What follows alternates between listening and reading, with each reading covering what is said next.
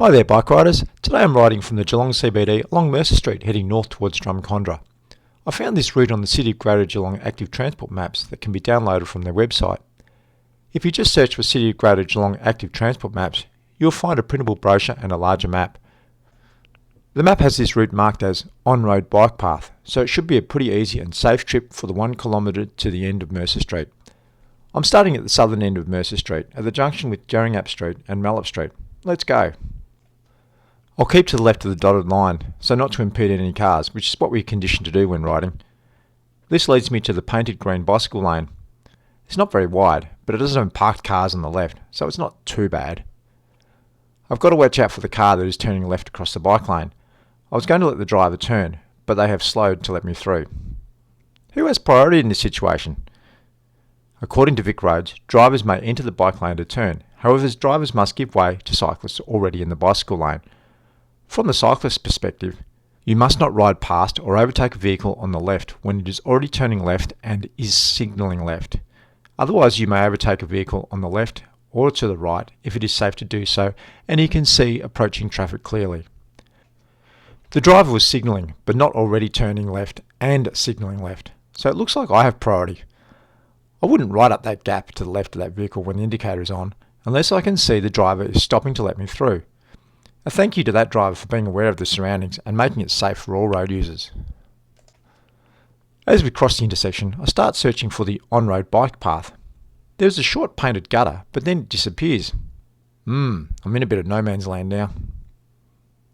Is it just this section that is missing? I have to be a little bit creative to get through all these cars. Interestingly, drivers get upset with bike riders holding them up, but most of the time I'm riding through town, I get held up by the drivers. Phew. The lane continues, no parked cars or dooring zone, so this next section is looking good. I wonder what happened to that missing section. Was it ever there? Or did someone forget to repaint the lines when the road was resurfaced?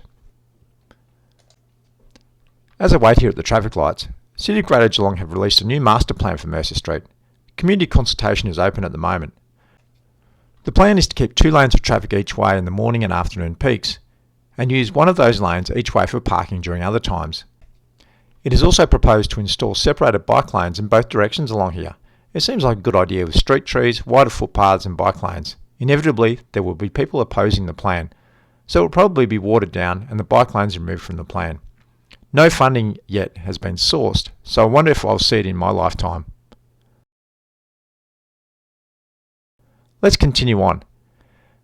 This has just taken a big nosedive. The bike lane has become a death zone, just waiting for someone to open a car door into my path and push me into traffic.